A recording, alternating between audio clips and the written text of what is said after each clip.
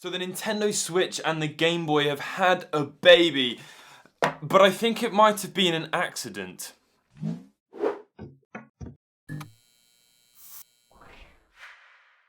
Today we're going to be taking a look at a device that has recently been selling on AliExpress, which clearly takes design aspects from the Game Boy and the Nintendo Switch. Here it is right here on my phone. I thought I'd just read out a bit of the specifications for you.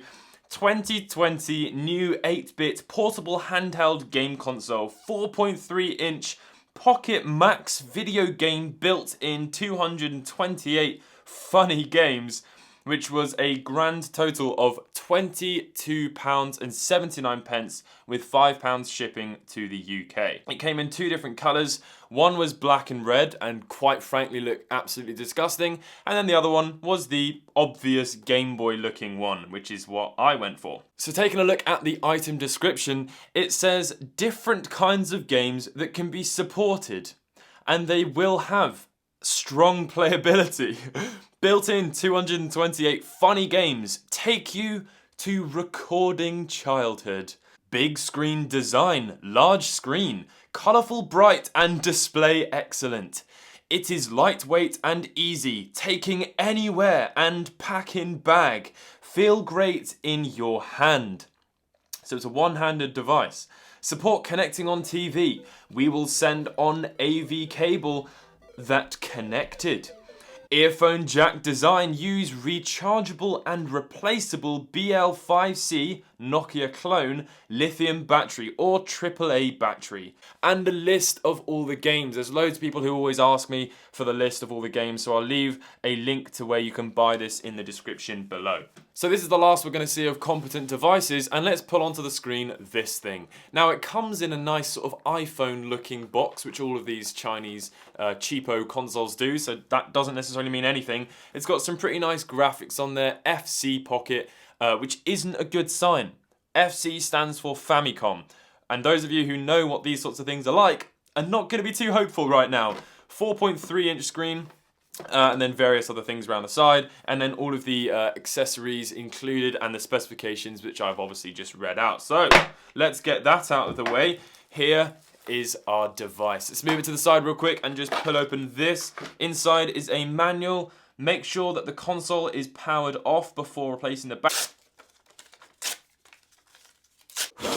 So we've also got a really long AV cable, which has that 2.5mm jack, and we've also got a lovely little lanyard. You guys know how I feel about lanyards, so we can move that out of the way. And finally, we have a micro USB cable. Thank you. Here is the actual device itself. Wow, look at that. It actually doesn't look too bad, to be honest with you. And they were right, it does feel quite good in the hands. It's sort of got like a matte finish on the plastic. I really like how they've taken the design inspiration from the back of the Game Boy, and it's actually got a grip on the side.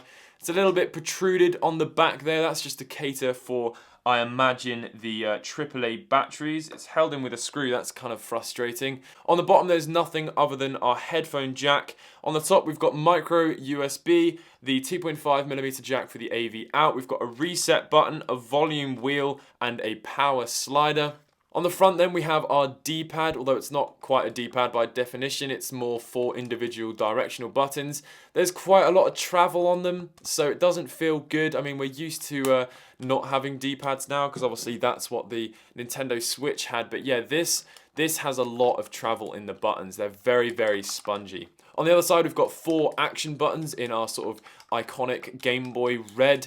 And then we've got 2 nice grey start and select buttons. So with the black D-pad, the red buttons, and the grey start and select, that's looking fairly reminiscent of the original Game Boy. The colours, the shades are slightly off, but that's pretty expected. The screen lens, it would have been nice to have had that in a grey as well.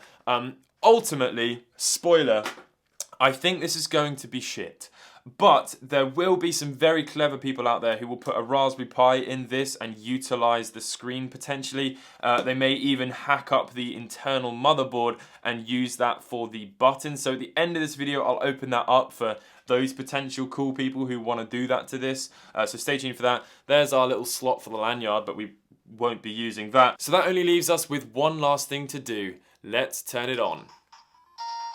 Oh god, that is a stretched screen resolution right there.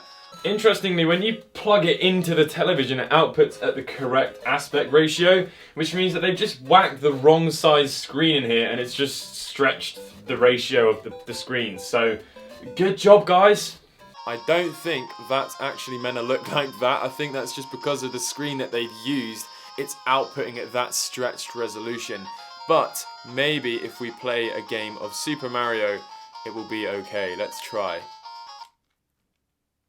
No, it's stretched. But how will it sound? Ooh, God, it's slow. Yeah, that is, it's playable, but it's not good. First of all, the aspect ratio is horribly off. This is 16:9, and the Famicom or the Nintendo Entertainment System was 4:3, so that's not off to a great start. The sound is slow. The latency on the buttons is quite bad, but that could just be down to the speed. Yeah, as I said, the music's off horribly. I mean, it functions. For £20, it does function. You do have 228 of these, but it's not going to be good. For about £10 more, you can pick up a far, far better handheld emulation device. So, yeah, there we go. That is Mario Bros. In terms of the actual quality of the screen, though, it is really, really high quality. The screen definitely does look like it is quite sharp. And the speaker is fairly decent, so you can definitely reuse the speaker. So let's play another game then and see if the next one might be better. So here's a little bit of Pac-Man then for all of our enjoyment. Pac-Man is fairly hard to get wrong, but they've managed it. The screen ratio, the aspect ratio is off. Pac-Man, I'm not super familiar with, so I'm not actually sure if this is too slow or too... I mean, it's definitely not going to be too fast. I think it's going to be too slow as well. So, yeah, I think it looks like all of the games are going to be slow. Mario 16. Let's see what that's all about. Oh dear, it's a ROM hack. That's predictable. Does it even work though?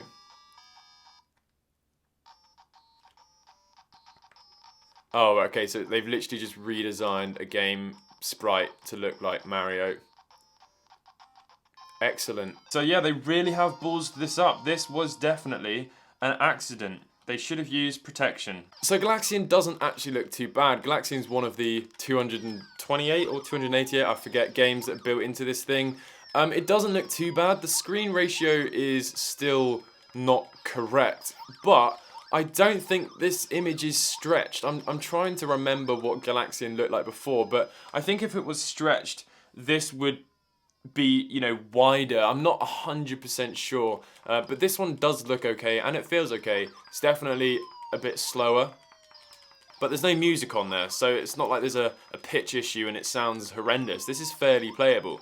So I think this actually is going to be relatively decent if you are not too enthusiastic about the retro games, but you just want something sort of fun to play on, which is relatively inexpensive. But as I said, you can pick up a far more competent device than this. Let's go ahead and open it up then and see what's inside.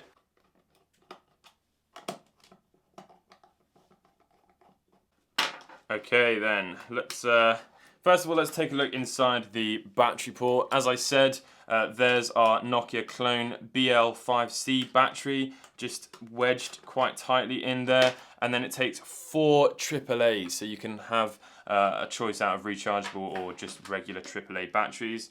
And then opening it up, we can see there's not actually a lot going in there, although it is fairly similar to the Switch in the sense that it has 2 motherboards. That is quite interesting. Let me dismantle it a little bit further. I do think this would make quite a good host shell for a far more competent device if someone has the skill set to make something out of this. So we can unplug the ribbon cable for the screen and then pull that off, and the speaker unfortunately is actually sort of melted into place. That's fine. You could obviously just pull that out and replace it, or just desolder these wires from the motherboard and then use it like that. But let's see if we can get any info on that screen there for the people who may utilize this for something else. There we go, there's a model number and stuff. The motherboard is absolutely standard and what you'd expect, just cheapo looking bits and bobs and surface mount components, a big black blob, an inconspicuous black blob just there, and that is pretty much it. I mean, it's absolutely everything you would expect. I'm not sure this is a very good console, if I'm honest with you. Hopefully you've all enjoyed this video though, nonetheless. There you go, there's actually a bit more information on the screen just there as well, so hopefully you can see that there, and if you wanted to do something with this, then potentially you can. It's a little bit of fun for me. I enjoy taking a look at these crappy little handhelds, so if you have enjoyed this video, leave a like. If you're new to the channel, consider subscribing, use protection, and I'll catch you all in the next video. Bye!